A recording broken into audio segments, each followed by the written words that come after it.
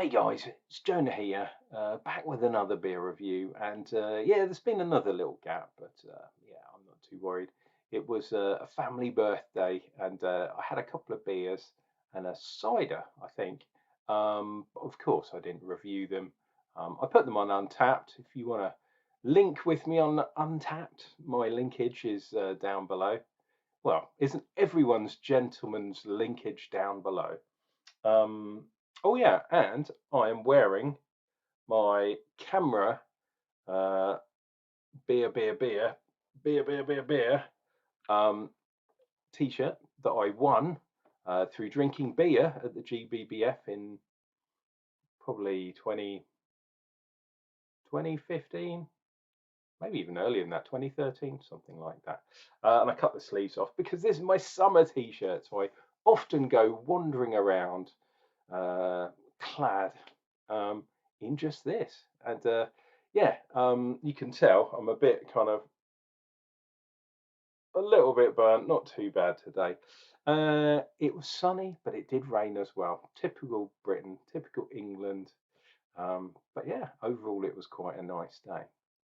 The other reason why I'm wearing this camera shirt is I've confirmed earlier on today. Well, it's never really confirmed until you've actually done it, but confirmed with the head judge of the Ealing Beer Festival in London, in West London, that I'm going to be doing some judging. I'm going to be representing Kent, um, and she is the London tasting panel chair as well, and I'm only the Kent one. So thanks go to Christine. But yeah, I'm going to be doing beer judging at an epic event. Ealing is just one of the mad ones. It's massive, couple of hundred beers at least. Um, and weirdly, my other half and my dad um, were both born in Ealing, which so I've got a connection with Ealing. And she told me that she was at the first ever Camera Beer Festival, but I don't think it was called the Ealing Beer Festival because if you look on Wikipedia, and who knows these things, but Wikipedia says the first Ealing Beer Festival was in 1987. But she tells me it was sort of in the early 70s. And she was in the Ealing Gazette with Chris Cotter, the who went on to become the MP. But she was part of Plant a Tree in '73. Some of you might remember that. Alas, I wasn't quite born then, but not far off, not far off, dear viewer. But she was around and she planted a tree in Ealing in 1973. And she said it was around the same time, so give or take a couple of years, that she went to one of the early Camera beer festivals held in Ealing, um, which is absolutely cool. And I'm going to be judging there. Anyway, sorry for that lengthy intro, but I thought that was quite exciting news. Um, being a beer judge and all that kind of stuff. So I'm going to get the gavel off. I'm going to make sure I take my black cap just in case there are some ridiculously bad beers that deserve to be taken from this place, you know, and executed. Anyhow, this is the beer I'm having today. Look at that. You'll know by the thumbnail. But look, cat amongst, I was going to say the pigeons, because there's a cat there and it's amongst the pigeons. But it's just cat amongst tropical hazy IPA at 5.1% ABV. Some people would say it's a New England hazy. I don't think it's quite strong enough. Um, is over 5 an IPA? I like to see my IPAs over 6. But I'm not going to question this because it's definitely over 5, which is pretty cool. We have got loads of info and all sorts of stuff on there. Let's see if that will focus. Hopefully it will. I've had this in the fridge for a couple of days, so it's very sweaty. Oh, there we go. So what have we got in there? Water, we got wheat and oats. Oh, we got added maltodextrin, all that kind of stuff from Tooth and Claw Brewing.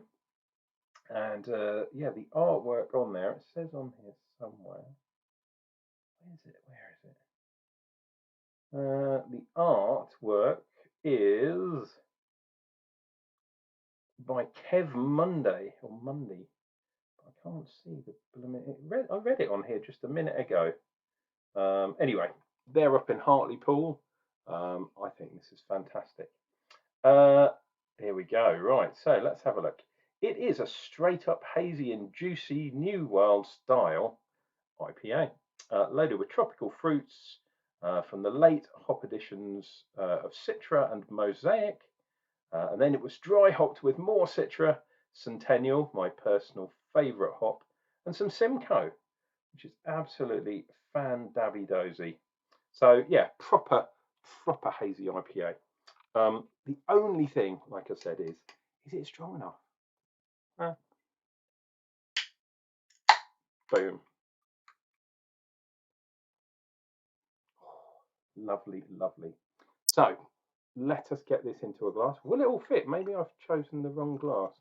I don't usually like putting the 440 cans, wow, look at that colour, into this glass because I'm always wary that they might not fit. Okay, this one did, okay. I could do that, but I've got a beautiful picture of my lovely Monty boy, my little pussy. I'm going to use that as the thumbnail. I'll do something different. Well over a finger's head, and look at that colour, man. That is proper old school IPA. That is what West Coast IPAs used to look like. It's not as murky as I thought, but yeah, look at that colour. That's really, really dark kind of amber, and it is pretty hazy, which is cool. Oh, getting loads of tropicalness. Loads of juice, there's some pine in there, some sort of greenery.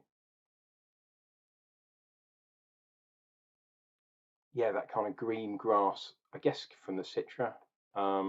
The Centennial always kind of gives me bubblegum, but I'm not getting that so much. The Simcoe I am.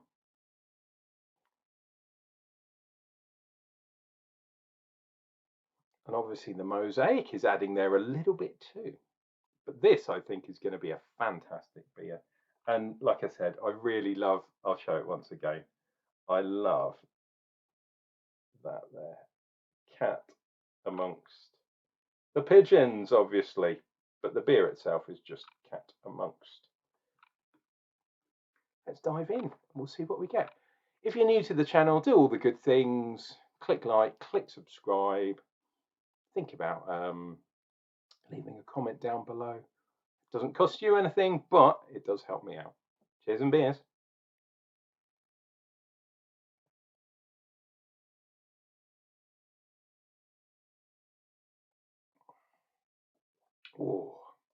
Oh yeah, lovely and smooth. Unlike on the nose, I'm definitely getting more tropical fruits there than the grassy kind of stuff. And sometimes what happens is if you put loads of hops in, the hops that you put in the beer during the boil or the whirlpool, perhaps, when it's hot, basically, when the water is hot, gives you a nice mouthfeel, a nice taste. Whereas the late additions in the dry hopping usually contribute to the smell. They can give a little bit to the taste as well. But this one is definitely, wow, it's quite, oh my God, very fizzy. It's definitely lovely tropical notes. And it's quite sweet. I guess that malted action is doing its job. My goodness me. Wow. And look at that. Really unbelievably fat, selfish line there, which is cool. But it's got double Citra in the boil and in the dry hop. So I'm definitely getting it on the nose, but not so much. Yeah, not so much in the taste. Let's see what we get on the second sip.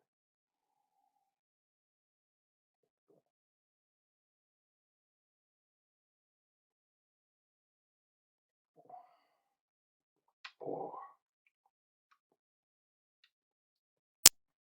very smooth and quite, yeah, that sweetness there is coming from the maltodextrin a little bit too. Helps with the mouthfeel, gives the head something to do as well. But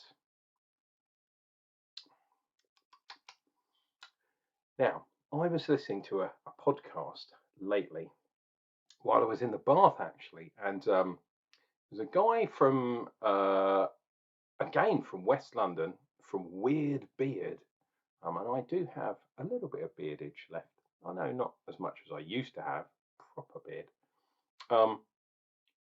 And he said, because basically what I've been saying for quite a while, which was absolutely fantastic, which is it's good when someone has the same kind of thoughts as you. That hazy beers, it's a lot easier to hide things in there because of the wheat and oats. And sometimes, yeah, that haziness means that a beer is not quite finished properly. Um, Whereas a superbly clear beer, like a lager, for example, um, you cannot hide anywhere. It has to be spot on. And that's one of the reasons why there's so many hazies around, because brewers can, I'm not saying Tooth and Claw has, because I'm quite enjoying it, but breweries and brewers can get a little bit lazy um, in their kind of attempt to get beers out quickly. Can take a few shortcuts, and because it's a hazy beer with wheat and oats in there, it's easy to hide. Anyway, I agree with that. This one, and the problem is, I think, because of the sweetness, because of the wheat and the oats, the haziness, the style of beer, it kind of knocks a little bit off the hop profile. So you can do two things. You can put a shed load more hops in just to get those flavors back in. But in this particular beer, it's kind of molded everything together, so it's difficult to pick apart. Um, but I'm really liking the mosaic, which I can taste in here.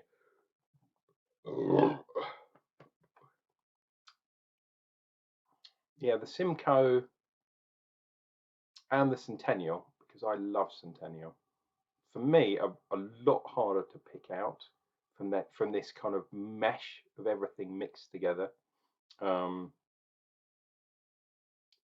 and even the Citra, it's like it's hard to pick it out. The only thing I can really taste is the mosaic, which is weird. Maybe that'll be different on the third sip. Let's dive in once again.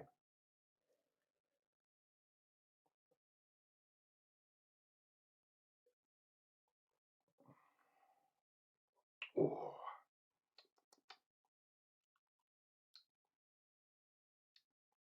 Maybe I am getting the hint of Centennial now, because Centennial does have a bit of greenery to it too, and I'm beginning to pick that out. But it's got that, what I always say is like a sort of chewing gum, bubble gum. You know, the weird, it's like a kind of, it's not cherry, but it's that bubble gum cherry type sweet thing. And that's always what I get from Centennial. But Simcoe, not really getting that in this, to be honest. Um, and the Citra itself, yeah, not so much either. But it is a dual hop, so you can throw it in wherever you like, really. Yeah, this beer is lovely. If this had been a 6% or a 6.5% beer, this would be really fucking good, like really good. At 5.1, it's a really easy drinking beer. I'd say it's quite sessionable. Is it really an IPA? Don't know. Definitely a pale ale, a lovely pale ale. But IPAs, for me, even the new style IPAs, they need to have a bit more kind of hot punch to them. This one is a bit too creamy. Um, like I say, everything. What's it called? They cooked up a story and chucked us in the meat grinder. Um, yeah, this is like the kind of meat grinder beer, if you like. It's It's fine. It's absolutely lovely. Deals are to be had of this beer down at the supermarket. I was there the other day. You can pick these up as part of the 4 for 3 deals. I think I got it at Asda in the UK, which is one of the big stores, so you can find it there. Not sure if it's in Morrison's or Tesco's or the other ones. Other supermarket deals are available.